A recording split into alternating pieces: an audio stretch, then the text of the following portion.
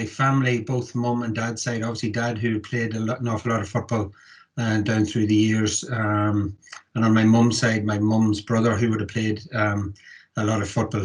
Both families were deep in the family GAA tradition. There was certainly not a chance of myself not trying it out, as the fella says. But my first memories of football would have been obviously with my dad, just basic kicking a ball in the back garden.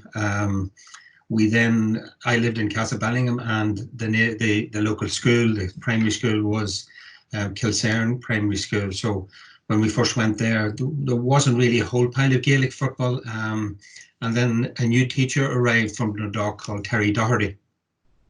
And he brought a new emphasis of trying to promote GAA within the school. And I remember, which keeps me very focused in relation to what he said, it was something that stuck in my mind, was that he came home with a list of things to have for your first training session, and obviously first game we were possibly 7 or 8, and there was your football boots and your gloves and basic things that you would have now, but there was a white towel that had to be in the gear bag, and he stringently said, no, we need a white towel. And some of the young lads were looking around, and it was something that stuck with me. And it was my mum said, what do you need a white towel for? And he just wanted to have everything so precise. And to this day, Terry still lives. I do see him an odd time, but he would have had an awful lot of kids at that school, and both college schools, high schools, secondary schools from years after Terry had them, footballers would have developed. And I have to say it was probably from that basis, on him taking a bit of structure into the primary school ethic at that time, which there probably, certainly in Kilsairn, there wasn't a whole pile of. But that was my first memory of football. And then you go on to play underage. Our underage, there was 2 local clubs, the O'Connells in Castlebellingham and Stefan and Parnell's. And at underage level, they joined together to form St. Michael's. So that would have been my first, you play under 10, and then you go on every 2 years under 12, 14. And we had quite a decent team. We got to league finals, and if memory serves me right, won a couple of under 14 championships. But I think it was more the fact of, I know now, looking after underage football, it was just for children to play football more so than winning. But they were the early stages. Certainly my dad in the backyard, and that progressed from 7 up to 17 and 18, or nearly touching 20. He was still in the backyard with me. But certainly from that perspective, the emphasis of Terry Doherty at an early stage school level would have been a big help to me as well.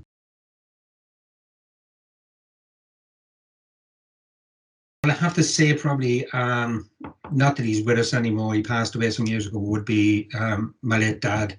He was steeped in football. He probably, like a lot of his age, he worked, he had football, and then he had family. I don't know what order, but certainly football was high on the agenda. His experience, even when I started out, you don't, as a young kid, you don't kind of listen to the experience. Not that you're taking it in, but you certainly don't. You don't take it as to the highest level as maybe the fact that he would be when you go on in later life. I remember different matches when you go to play maybe colleges football and then progressed into our county. He would have maybe said to me, not. It was more in not pointing the finger. It was not a criticizing way. It was just helping you. He would have said, I would have done this and maybe tried that the next day. Little simple things that you would have thought an awful lot of. But I was prominently right-footed when I was growing up. But going back to earlier stories about the back garden, he would have had me mostly on Sunday mornings. Don't ask me why Sunday mornings. He would have had me in the back garden, and I wouldn't have been allowed to kick with my right foot. He would have emphasized the fact of kicking with my left. And like a lot of people starting off, I couldn't kick it with my left foot. And I remember for years and years coming in, tears tripping me, saying to my mum, he's making me kick my left foot and I don't want to kick my right foot. And it was just things like that, and showing you how to catch a ball and different things. And then it just progressed on. As I say, the emphasis on the actual physical and way to kick it, he was trying to show me. He was predominantly left-footed, and in years gone by when he finished playing, he would have looked back at me and he said, because different times down through my career, I would have scored probably more important scores with my left foot, of which he took the credit for. Let me tell you, and he would remember, he would have said, I told you about the back garden, about the back garden. He said he always kept on about that. As my career progressed, then my path probably took like of transferring and playing football probably took like a drunkard's walk home from a pub at a weekend. It went a very good. There was no way to be. I served my time as an electrician and ended up in Casablanca. And I was very lucky to be involved with quite a number of high-profile players, the likes of Nudie Hughes, Eamon McEnany. We had a man over us for quite a number of years who was steeped in Casablanca Fogs tradition, which was a man called Lee McGrath, who was, a great reader of the game. He had an abundance of experience, and he would have been to the fore at that stage. That was from about 86 to about maybe 1991. But certainly Liam passed away a few years back, but he would have been a very much an astute coach, and his experience was way past anything that would have been involved in football at that stage. He was way past anything on coaching level, and certainly my years of playing with Casablanca Fogs were quite successful. They were very, very happy times, and a lot of it was down to Liam's. He had a couple of coaches in training us who were very, very high profile coaches from internally within the club. They weren't outsiders, but certainly from that aspect, he was very much somebody that I remember. Another man that I would have to mention would be a gentleman called Mickey Heaney, who was involved in the Clonmacnoise club in Dundalk. Again, Mickey left no stone unturned in his preparation for games. He was manager of the Clonmacnoise. When I transferred back to Dundalk and Louth, I played with the Clonmacnoise, and Mickey would have, out of his own time and expense, would have met me on maybe 3-4 mornings a week at maybe 6 a.m. Just to do basic shooting practice and hone in my skills. At that stage, I was in my early 20s. But certainly that would have been a huge effect in a positive end of things for my career. He challenged me one year. We had 3 competitions in Louth at that time, which they still have. They have what's called a subsidiary winter league. Then they have the senior league and then the senior championship. So he challenged me to score 20 goals and 100 points in the year, of which I kind of looked at him in amazement. And he said, well, at that stage I was hitting free kicks, so I was probably, whether it went on a good day or a bad day, I was guaranteed a few scores, and we surpassed both quantities that year. So it was down to Mickey. I would have to give a lot of credit to Mickey, because he was a different aspect of a coach, because he drilled down to what he knew he could get out of me. And it wasn't just myself. If other people wanted to give the commitment, I would still, not anymore, do some training, but I would always have said that the morning time was the best time to do training, even though collectively it doesn't suit teams. And I appreciate that now. But from an individual, I would always have, because it meant that your whole day, you were feeling fresh for the whole day. And from when you're playing inter-county football, it was important to be like that. But certainly those 3 people, probably my dad to the fore, but I think when you're living with somebody and he's in the house, when you had good and bad days, you can come back and he'd know on good days you should have done this, and bad days. And he said not everything will go your way, but certainly the other 2 gentlemen, I would have to mention them in my career, because they were very much to the fore.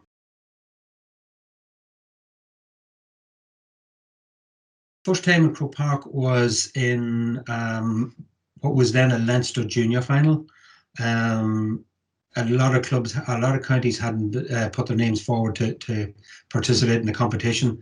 Certainly from a Louth perspective, they had quite a strong number of players within the county for quite a number of years who were able to play in the junior setup.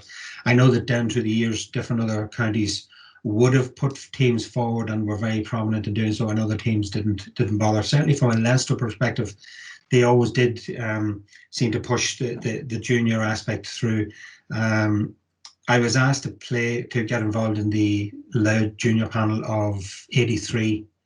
I had just turned I think between 15 and 16. I think my dad at that time was not happy because I was so young and I hadn't represented minor Louth at that level, and they just asked me to go along the panel. And I think what they had kind of said to my dad was that, look, we'll take this Stefan with us just for the experience, and look, we won't play him. He said to my dad, Stephen, he said, look, we won't play him. And then of course 10 minutes to go in the match. I was a sub, by the way, and I think we were playing Wexford, and the match was kind of 2-4, and I was taken from the bench. I think afterwards, I remember my sister told me that my dad nearly had a heart attack, you know, when I was getting warmed up or whatever, and they just thought it was a bit strange. But I remember coming on in that game. I think Dublin were playing in the second match in Croke Park, and the crowd was in. It was building up as Dublin still to this day would nearly fill Croke Park on their own. But the game itself doesn't really, I can't really remember much too about it, but I remember hitting the crossbar near the end of the game, and the crowd behind the goals in Hill 16 was kind of, they thought this goal was going to win or whatever, but it didn't. But that was my first participation in Croke Park. I think I would have been at Croke Park before that, in the late 70s, with the family. My dad had 10-year-old Hogan stand tickets, and I remember going there, sitting on his knee watching the great Dublin and Kerry matches. But participating in Croke Park was obviously a dream for any footballer, and that was my first one. It didn't end too good, but I think my dad was glad to see me coming off the pitch, because he was kind of mad in a way. He was proud, but he was kind of reassuring my mum that, look, they've only taken him for the game. My mum rarely went to football down through the years. She would listen to it on the radio, but she rarely went. She didn't want to see anybody playing, especially myself, you know, maybe, but it was just something she'd done. She had brothers in that played over the years in the 50s and that, but she wasn't a great lover. So she was delighted in a way that I think I got home safe and sound from a 15-year-old playing at Croke Park. I think my dad was more relieved as well, you know. But vague memories, but that was the first time. You know, I got the chance then to play, I think, a year or two later with the CBS, but that was the first time with Louth Juniors.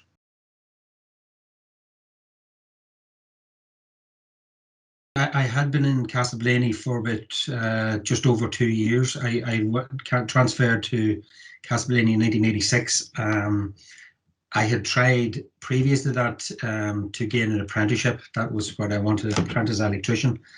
At that time, companies in County Louth especially weren't hiring electricians. They were hiring full-time electricians, but not apprentices. And a contact of my dad's came back and said, look, there's a company in Castleblaney would be willing to give Stefan an apprenticeship, but they've heard about his playing and they wanted him maybe to consider a transfer. They know that at that time I had tried to make a transfer from my home club to a senior club. We were a junior club, of which we were relegated, and I was trying to, in some way, people have their opinions about it. I was trying to probably better myself because I was starting to play county football then. I was only on the panel of Louth in 85, 86. I tried to make a transfer, they blocked it, and then this opportunity came along. I played a couple of years in Castleblaney, was travelling up and down, obviously, with work, and then it made more sense that less travelling. There was an opportunity. I was approached from Monaghan. It didn't go down well with Dad because he was a staunch Louth Gael, as you can imagine. But he looked at it and said, "Look, it's your call." I did it for what I went in 87 and came back in roughly 89, 90. I had great experience.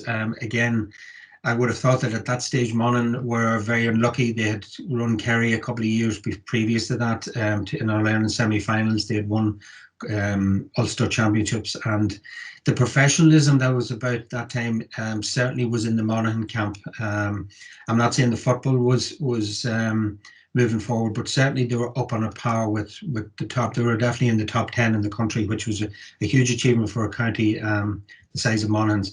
But their Sean McCaig was over them. Professor Niall Moyno was the trainer of them, and it was such it was just a next step higher. They were, as I said, their training, everything was done at a very, very high level. And the opportunity came and I was there and I really enjoyed it. I got an opportunity the first year we played. Monaghan were knocked out of the championship by Cavan, which was hard to take. The next year, hard to take probably more so because I wasn't a true Monaghan man. It was probably more hurtful for the Monaghan guys, even though we were representing Monaghan. And I would have always felt that any time I was there, I would have played as hard as I could in any aspect of it. We got a run in the 88 championship, got to a semi-final.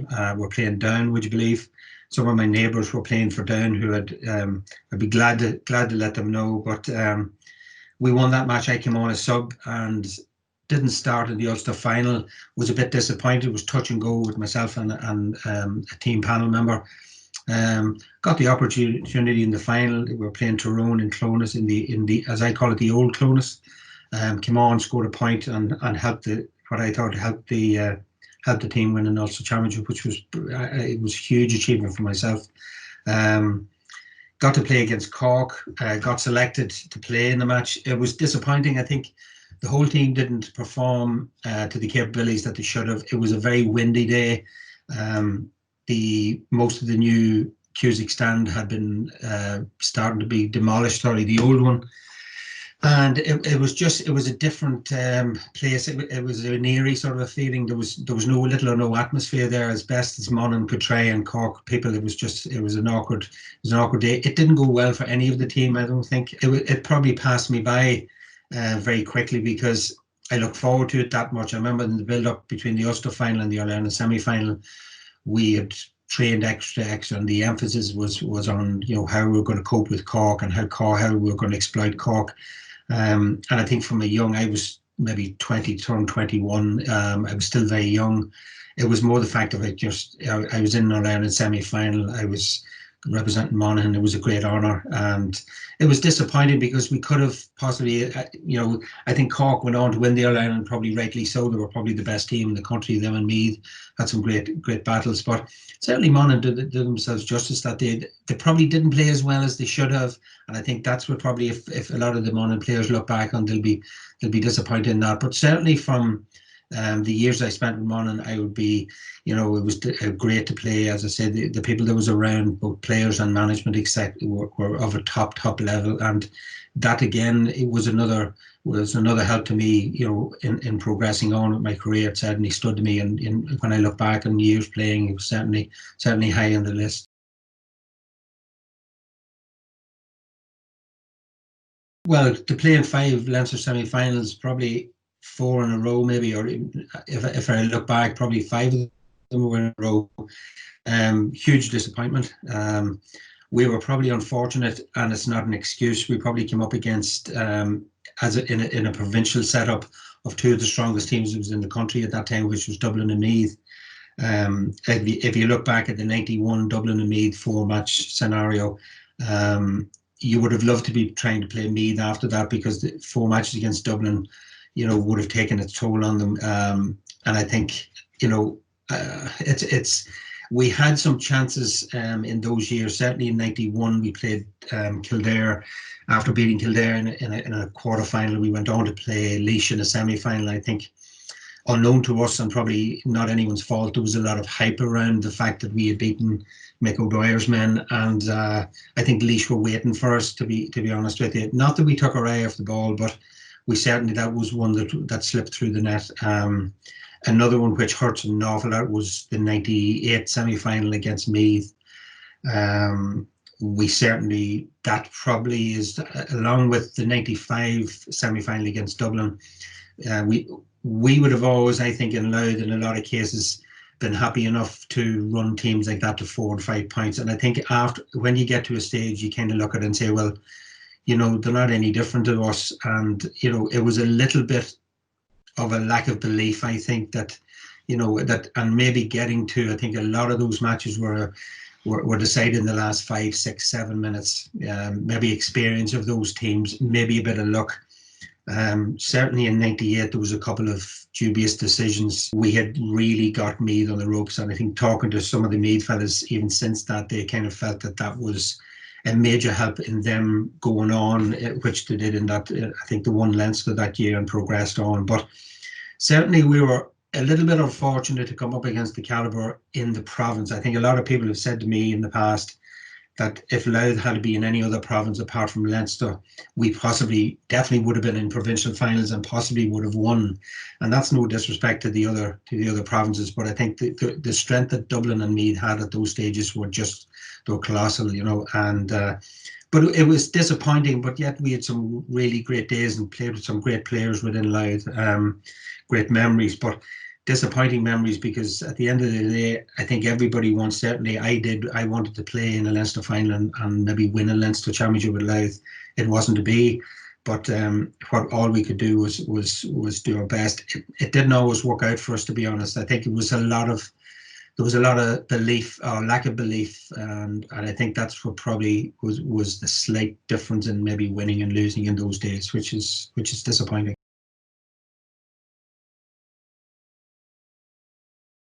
Well, because of the county being so close to Croke Park, we never had the opportunity. Not that we would have wanted to travel down the day before. We always met up that morning. We probably met for a bit of light breakfast and maybe had a bit of a kickabout. Sometimes I didn't like the fact of having a lot of time before a match. I would have preferred just to, you know, it's not always a done thing. You have to get there in time. But basically what we would have done, we would have met maybe somewhere like Drogheda collectively. We'd normally travel in buses. I would have got the bus maybe when I was living in Castleballingham or Dundalk, and then it would have stopped in Drogheda, and then it would have went straight to wherever we were training or getting together. And then we would have made our way to the match in Dublin. It wasn't a set ritual. We would have used different. I remember one time using Gormanstown as a pitch. We would have used a pitch out in Clontarf because of the close vicinity to Croke Park. But they were more or less the same sort of rituals that we would have had in those sort of games. We always travelled in buses. I think most teams did at that time. It meant that everybody was in together. When you were playing in those big games, when there was a lot of people, a lot of crowd, it was obviously easier to control a group of players on the bus. So the cars and taxis and that sort of thing it would have happened years before that, but not in those situations. But the ritual was kind of the same. We kind of met for breakfast, maybe had a light runabout, a kickabout, and that was great to get those sort of things, because it kind of got rid of any nerves that people had. Some people did like that, other guys didn't like it. Other guys would have had a hearty breakfast. Other fellas wouldn't have eaten a whole lot. Different people looked at it in different ways. It was a day of difference. I think you have that in a dressing room. You're not going to have everybody the same, but it was more or less the same sort of ritual. And then afterwards, we normally kind of went home together, back maybe for something to eat together. I think nowadays the teams maybe would eat, maybe even at the pitch or something. We normally would have went back to a hotel or whatever. Things would have been slightly different, but we all kind of tried to stay together, on most occasions. It kind of kept the team together,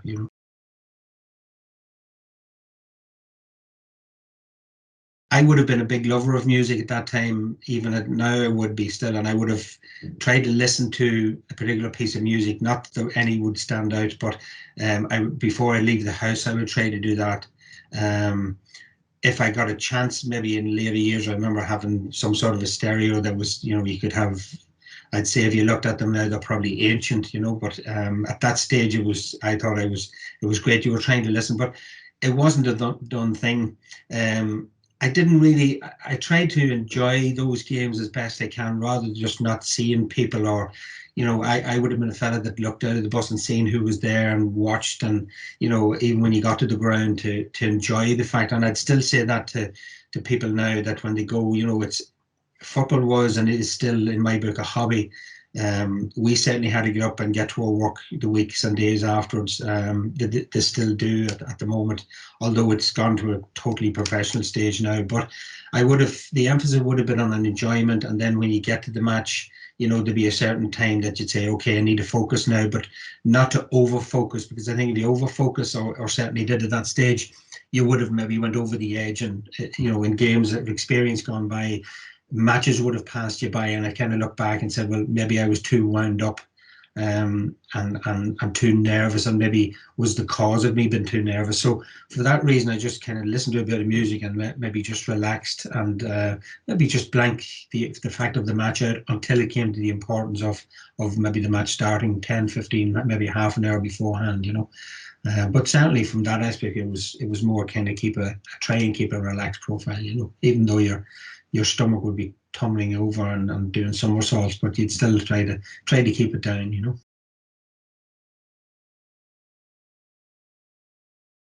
I would have always felt that in relation to the actual, you know, going out onto the pitch, I just would have enjoyed had a look around at the surroundings. I remember one time playing in Navan, we were playing Dublin, I think, and the crowd was unbelievable, and the loud support, which down through the years, who were starved of success, and even till now, they never would have reneged on the team through the good and bad days, more bad days. I would have always tried to, which was harder on big days, pick out family, pick out dad, pick out other family members, pick out her good self in latter years. Although my wife would always have been late coming to matches, and you know, I remember another time being very lucky scoring an early goal, and then she'd say, "Go, did you score a goal?" I wasn't in for 10 minutes into the match, but that was for different stories. But I would have always tried to maybe pick out individuals, and then just relax, trying to be relaxed, try to get maybe your warm up and get your what we call hands on the ball, just to get a kick at the ball and kind of relieve some of the tension. Down through the years, I would have always seen different individuals, maybe individuals jogging out onto the pitch, and then you'd see other fellas just racing on very, very fast. I was always get onto the pitch, not to cause an injury, especially when there's a bit of, you know, everybody's trying to get out onto the pitch at the same time. There's always a bit of confusion and a bit of build up with people, but just to really enjoy, whether it be at a championship game, whether it's a league game, especially the higher the stakes, obviously the more intense you would try and get, and the more nerves you would feel. But I think nerves is the thing that each individual deals with, and I think my way of dealing with nerves was that I tried to get the first ball, or maybe get the first score on my opponent, and then that was maybe in a way from a forwards anything, putting him under pressure was more a psychological thing. But I would have always said that my dad years ago would have said, always try to get the next ball, even if you got the previous ball, because you don't know if the next ball would be your last ball, maybe for 10 minutes in that area, or 15 minutes, or perhaps for the next hour. There's plenty of times it's been like that. You'd be starved of possession and you might get 3-4 kicks in a game. But certainly from been involved in a match, or from going out onto the pitch, I would just try to relax as best I could, and you know, maybe pick out people that I would have known. And once the game started, then that was it. You were focused and totally on the game, you know.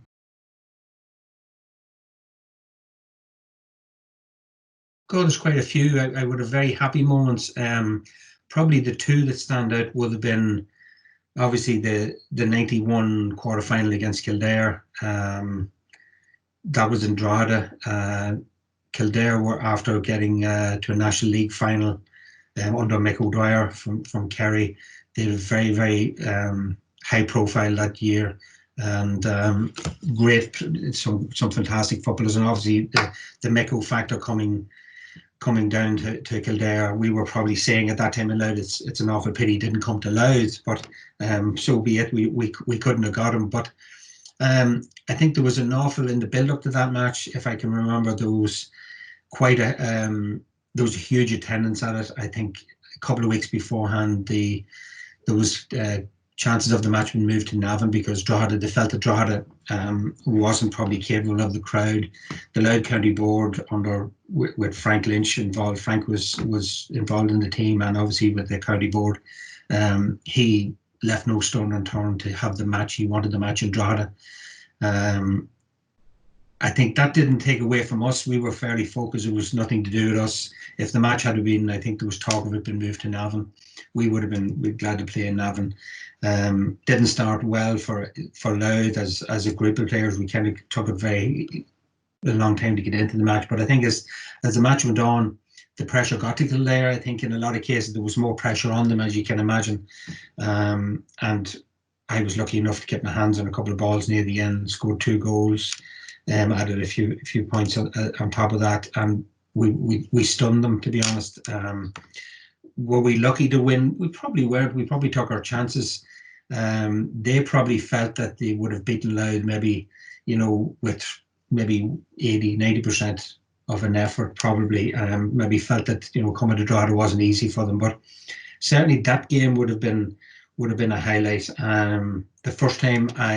The other one that sticks out would have been probably the first time I represented Leinster, because of my achievements of my dad, and the Railway Cup was a huge thing for him, and was for myself. That's one of the disappointments, I think, that the GAA. It's unfortunate that the qualifiers have kind of added to, we'll say, the necessities for Gaelic footballers to play. I think it has taken away from the Railway Cup. It was a huge honour for people that played with me to be represented at that time. I think as the years progressed, it probably wasn't as the opportunities for players wasn't as forthcoming. There was more emphasis on the club then, obviously winning All-Irelands and club championships, and the Railway Cup was pushed to one side. I got my opportunity to play quite a few times for Leinster, and I was delighted to do that with some great. Never won it. Was beaten in a few finals, but played with some great teammates. But I remember getting a phone call. I was actually over in work in Galway, and I got a phone call that time. There was no mobile phones, I don't think, around that time, just to say that I was selected. And it was great. My dad was very proud. So they would be the two standout ones. The Kildare match with Louth in '91, and then the first time I was asked to play for Leinster, because of the affiliation that and the affection that Dad had in days gone by. Because the Railway Cup in those days, in the 50s and 60s, you were talking about another All-Ireland final. There were huge attractions and huge representation. So jerseys, I still have a couple of them here. I still hold on to them. They're nice to have, but there's actually one, I think, in the museum. But they're great memories. I played with some really talented footballers, and I was honoured to play with them. And a couple of men that I played underneath, as coaches now, it was a great time.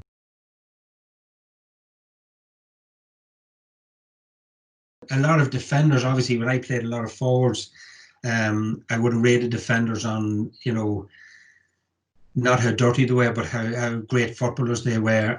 I think 3 spring to mind, to my mind.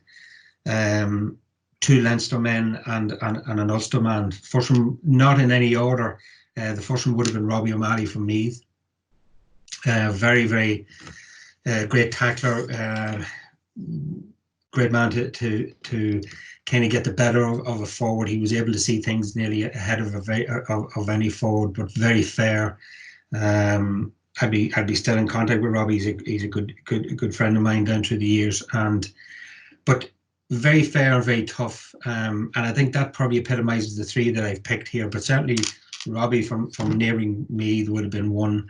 The second one would have been Paddy Moran from Dublin. Again, something similar, very fair in the tackle, but honest and clean, and very able to play, capable at that time. The Dublin team at that time, they seemed to be all able to play a bit like the team now. A lot of them could have played in a lot of positions, and I think that went for the likes of Paddy. He was a very tough tackler, but fair. The last one I would have picked would have been from my days in Monaghan and in Castleblayney was a guy called Fergus Caulfield, who represented Scottstown for years, and in Monaghan a great player. Fergus was a totally different player on the field than he was off the field. He was a total teddy bear off the field, as in he wouldn't have said a word to you. He really was a tough cookie on the pitch. And in days gone by, I think when I came to Castleblayney first, I was maybe 19, 20, 21, and Fergus would have kicked anything high above any inch of grass. But I think the respect we had for each other down through the years, and we've had runs in on the field, don't get me wrong, but we had a get together there some years back of the '88 Ulster team and the '88 also winning team in Monaghan, and you know we've kind of said that we will do this every couple of years because things like that pass us by. But certainly Fergus would be under that really good footballer, tight. Really what you would want in those games, and in those days he would have been very tenacious. I'm not saying he's going to be within the rule book all the time, but certainly he kind of bent the rule book on quite a number of occasions. But again, a totally different guy off the field. Would meet now, and you know you'd meet him up on different occasions, and he'd be very. But they would be the three that I would pin out. I could have added another half a dozen, but they would be the three that I've probably an admiration as well for them, as well as having a days and days of maybe coming back. And certainly on the last man, I still have bruises to show that he was so tight of a defender. But certainly the other two were as good, if not, the three of them were on a par as I would be concerned,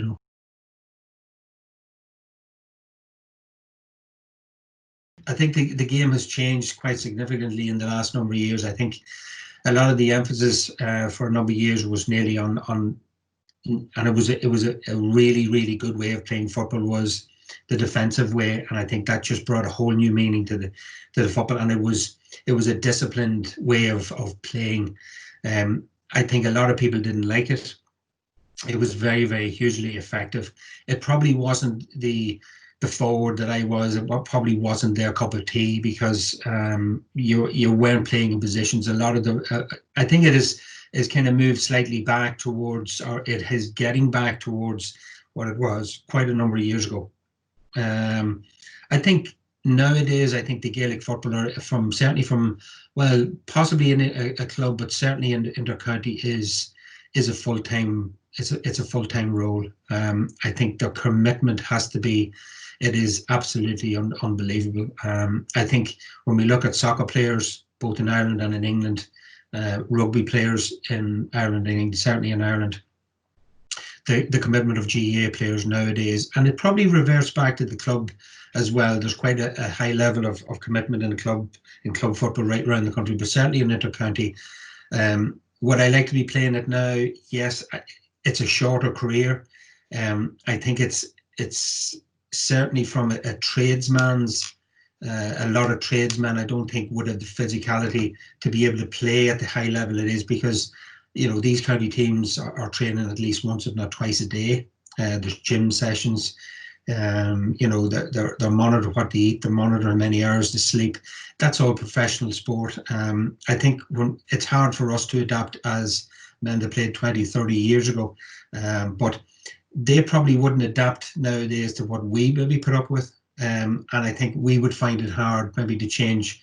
I'm not saying that we wouldn't apply ourselves, but certainly from, when you look back, collectively, we probably train twice, maybe 3 times a week, match at the weekend. Nowadays, it's, that would be unheard of now. You couldn't sustain that at any intercounty level. And I think what's unfortunate is that the intercounty teams who are the unsuccessful ones right up to the successful ones, I think there's very little difference in what the effort that the bottom 10 teams put into the training and the top 10 teams. I think the only difference is, obviously, in my book, there's maybe, well, obviously Dublin stand out as the outstanding team for quite a number of years, but I think there's basically maybe 6 to 7 teams that go in the All-Ireland. I'd like to be playing, but maybe not like to be training 7 days a week. The huge commitment that is there. It's, I don't know how they cope. Any married man would cope with family life. It can't be good, for them. They wouldn't have any sort of a social life. I'm sure that's curtailed, certainly for quite a long time. But their careers are shorter, so maybe that they look at that window and say, well, look, I'm only going to be here for so long. I can't see their body sustaining that sort of efforts for over a period of time. But it would be nice to be involved. I'd like to be involved, but the commitment level would be huge, and I think you can't just do that and turn up a month before the championship game and try to commit to that. It's a full 12-month calendar, and that's where it is at the moment.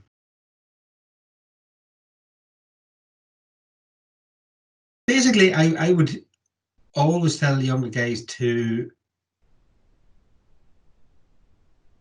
try the skills that they think they're good at, and to practice the skills that they're not as good at. So if they're not as prominent with the left hand as they are with their right, or the left foot as their right, because I think when they go to matches, and I've certainly benefited from it, I think the complete footballer nowadays are the most accomplished ones. If you look up and down the country, they all have 2 feet.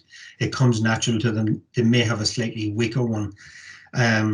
I would emphasize the fact of doing that. I remember years and years ago watching programs of the great Mick O'Connell down through the years, and I remember Dad saying that he practiced his bad foot up against the gable end of a house, and it's probably the most basic back to basics that you can do. I think that, I've been involved in underage here in the last couple of years, and I would always tell them to enjoy it. Whether they go down the road of professional sport, they have to get up for work the following morning. They'll be going, their kids, they're going to be going to school. They'll have a lot more to come across than playing football. But I think the enjoyment of it is the biggest thing they should get. I don't think if anyone gets involved in anything, if they're not enjoying it, they won't be happy. I think you have to be happy playing football. I think if you have a smile on your face, even though it's not always pursued like that way, you have disappointments along the way. But I think the disappointments, it's a fact of, if you make a mistake in a game, that, right, what mistake did I make, that I won't make the same mistake the next time, and look back at a game. And maybe from a young age, it's not easy to do that. And then you're trying to tell young lads how they should have done that the last time, to encourage them. I think there's too much emphasis in underage football of winning. I think it should be the fact of right up to probably age 17, they should be just playing football, and that's it. There shouldn't be the best team playing at any one time. It should be, give the kids the opportunity to play football and let them play with a smile on their face. But I would enhance the fact of trying to better themselves at every time. If their maybe fitness levels need to be up to, if they're kicking with a weaker foot or passing with a weaker hand, if that can be better over a period of days, weeks, months, then they'll be better. They'll be more relaxed playing football, and they'll enjoy it more. But I think enjoyment would be the one thing that I would kind of home in on, guys. And I think when young lads want to win, everybody wants to win. But I think it's the fact that you're not always going to win, and it's how you deal with the disappointment, and how you remember the disappointment, and how you move forward from it and not let it happen again. Probably from day one, I remember years and years ago just writing silly things down in books, what I wanted to do. And I think the one thing I wanted to do was become a top GAA player in the country. At that stage, I probably didn't, people would have looked back and say, well, you came from Louth, blah, blah, blah, you didn't win too much. And probably so. From an intercounty perspective, I'm disappointed that, we couldn't get to a Leinster final and certainly try and win one. But I think the highlight was just playing at a top high level for quite a number of years. I gained great friends, which I still have till today. And great memories. And maybe sometimes it's not all about winning. It's nice to win.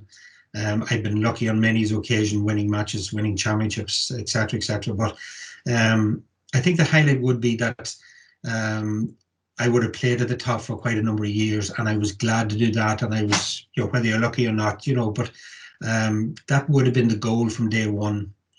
Representing Leinster at that time in the 90s was a huge achievement for me. And then obviously winning the Ulster Championship with Monaghan, and my time with Castleblaney. I've an awful lot of great memories, and ones that, the good days and bad days, but I think the good days outweigh the bad days. And I think when you get enjoyment out of something and you can look back on it with enjoyment, we'll all have regrets, I think, in every aspect, whether it be sport or life, and you've done the right things and done the wrong things. But I think the highlight would be that I would have maybe played at the top for quite a number of years, and I was good enough to do that.